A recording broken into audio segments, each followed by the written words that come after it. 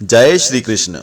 कभी कभी ऐसी विलक्षण घटना घटती है कि लोग जन्म लिए बच्चे को अमंगल समझकर फेंक देते हैं, लेकिन परमात्मा को शायद उस बच्चे से कोई महान कार्य करवाने होते हैं और वो बच्चा बच जाता है और आगे जाकर बड़ा मंगलकारी सिद्ध होता है। आज एक ऐसे ही महात्मा के जीवन से जुड़ी सत्य घटना हम आपको सुनाने जा रहे हैं, जिनको पैदा होते ही किसी और ने नहीं बल्कि उनकी मां ने फिकवा दिया और वो आगे जाकर बड़े प्रभु भक्त हुए, और वो हैं सिद्ध योगी श्री राम जी ठाकुर। स्वागत है आपका आस्तिक स्पिरिचुअल सीक्रेट्स में। हर मंगलवार, गुरुवार, शनिवार और रविवार को हमारे वीडियोस देखने के लिए चैनल को अभी सब्सक्राइब करें और बेल आइकन दबाकर ऑल वाला नोटिफिकेशन चुनें।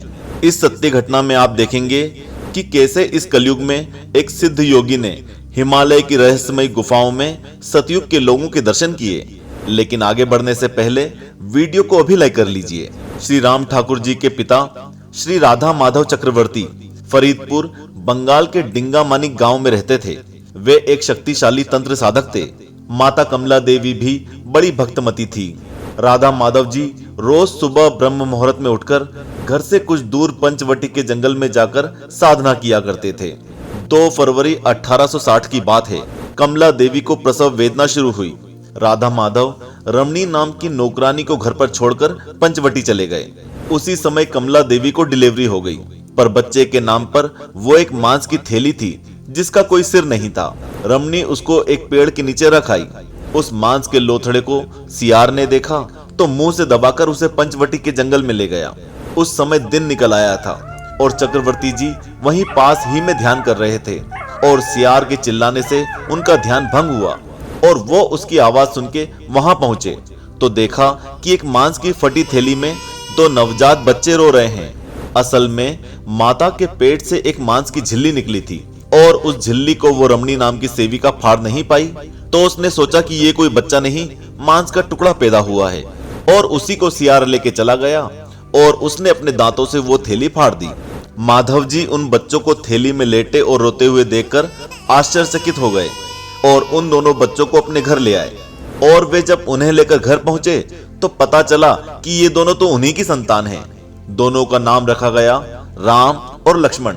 परिवार का सात्विक परिवेश और माता पिता का धार्मिक भाव बालक राम में बचपन से ही आ गया।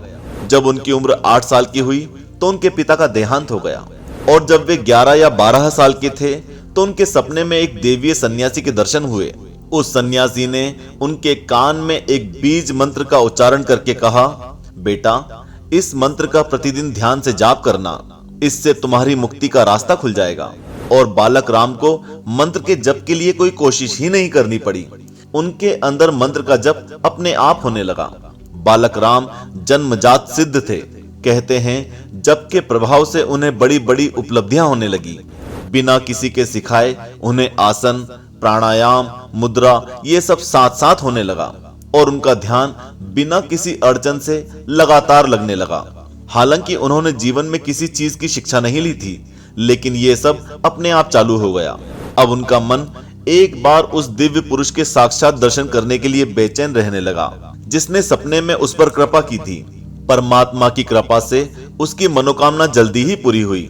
राम कामाख्या के शक्तिपीठ में कामाख्या माता के वार्षिक उत्सव में गया। वहां भीड़ भाड़ में अपने साथियों से बिछड़कर अकेला हो गया। उसके पास पैसे भी नहीं थे, तो वो सारा दिन उपवास में बीता, और वो दिन उत्सव का श्रेष्ठ दिन था। हताश होकर मंदिर के चबूतरे के कोने में बैठकर बीज मंत्र का जप करने लगा, और देर रात उसने किसी को दूर से गहरी आवाज में पुकारते हुए सुना, राम राम, बेटे राम, सुन रहे हो? इधर आओ मेरे पास। उसी समय उसके सामने आए विशालकाय जटाधारी तेजस्वी सन्यासी।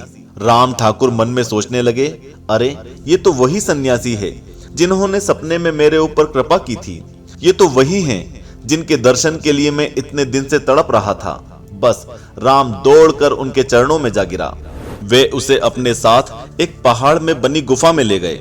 उस अंधेरी गुफा में सन्यासी ने चकमक पत्थर से एक दिया जलाया। राम ने गुफा के अंदर एक विशाल और सुंदर कमरा देखा। महापुरुष ने एक जगह रखे फलों की ओर इशारा करते हुए राम को फल खाने को कहा। राम ठाकुर चकित कि मैं भूखा हूं, ये बात इनको कैसे पता? राम चुपचाप बैठे रहे, लेकिन उन्होंने देखा कि महापुरुष का हाथ बढ़ते बढ़ते फल तक पहुंच गया और उन्होंने बैठे बैठे ही फल उठाकर स्वयं राम के सामने रख दिए। राम तो मानो भौचक्के, राम फल खाकर वहीं सो गए। दूसरे दिन जब राम स्नान करके आए तो ऋषि ने उनको दीक्षा दी और वही मंत्र उनके कान में फिर से दिया जो पहले सपने में दिया था। महापुरुष जानते थे कि राम उच्चतम साधना और सिद्धि का अधिकारी है और उसे सिद्धि पाकर लोगों के बीच लोगों के कल्याण के लिए रहना है। पर वे चाहते थे कि वो एक बार उस रहस्यमयी देवभूमि हिमालय की गुफाओं में रहे और महान शक्तिशाली और सिद्धों का दर्शन और उनका परिचय प्राप्त करे। इस उद्देश्य से वे दीक्षा के बाद राम और अपने 2 और शिष्यों को लेकर हिमालय की गोद में चल पड़े। कितने ही नदी जंगल पहाड़ पार करके वे हिमालय के सिद्ध पीठ योगेश्वर आश्रम पहुंचे। वहां 4 खंभों के बीच खाली जगह में उन्होंने स्फटिक का बना एक विशाल ज्योतिर्लिंग देखा। उस स्थान पर जैसी शांति थी वैसी हिमालय की किसी और जगह में नहीं थी। कुछ आगे चलकर उन्हें एक लंबी सुरंग के भीतर से जाना पड़ा। सुरंग में बड़ा अंधेरा था, पर ऐसा लग रहा था कि सुरंग में आगे चलकर उगते हुए सूरज की रोशनी है। पास जाने पर देखा कि वो है विशालकाय प्रसिद्ध महापुरुष के शरीर की दिव्य ज्योति जो वहां ध्यान में बैठे हैं। गुरुदेव ने बताया कि ये एक महात्मा हैं, इन्हें प्रणाम करो और आगे चलो। और सुरंग से निकलकर वे पहुंचे कौशिकी पर्वत पर। वो एक रहस्यमयी आश्रम था। उस आश्रम में कई योगी पुरुष कतारों में बैठे हुए थे, सभी समाधि में लीन। उनका वर्णन करते हुए श्री राम ठाकुर जी ने बताया था कि उनका शरीर कितना बड़ा रहा होगा कि खड़े होकर भी जमीन पर बैठे हुए उन तपस्वियों, उन योगियों के गले में माला नहीं पहनाई जा सकती थी। ऐसा लग रहा था कि वे योगी सतयुग के हों। उनके अंग प्रत्यंग का चमड़ा पत्थर के समान कड़क था और उनके शरीर की चमड़ी जगह जगह से फटी हुई थी। चेहरा बहुत बड़ा था, आंखों पर से लटकती हुई पलकों का पर्दा पड़ा था। वे ना जाने कितने युगों युगों से एक आसन से बैठे हुए थे। तप के बल से उनकी देह चैतन्य हो गई थी।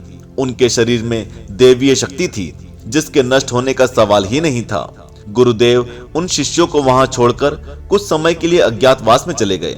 गुरुदेव की आज्ञा से आश्रम में वे शिष्य तपस्वियों की सेवा में लगे रहे और उनके लिए फल, कंद, मूल इकट्ठे करके उनके सामने रख देते थे। वो थोड़ी देर के लिए आंखें खोलकर उसमें से कुछ ले लेते और फिर आंखें बंद करके समाधि में चले जाते। श्री राम जी ठाकुर ने अपने जीवन में ऐसा विचित्र दर्शन किया था कि उसके बाद से उनका पूरा जीवन ही बदल गया था। उसके बाद भी उनके जीवन में कई चमत्कारिक घटनाएं घटी और उनका पूरा जीवन लोगों के कल्याण में लगा रहा। ऐसे सत्पुरुषों के चरणों में हमारा बारंबार प्रणाम है। जय जय श्री राधे, जय श्री कृष्ण।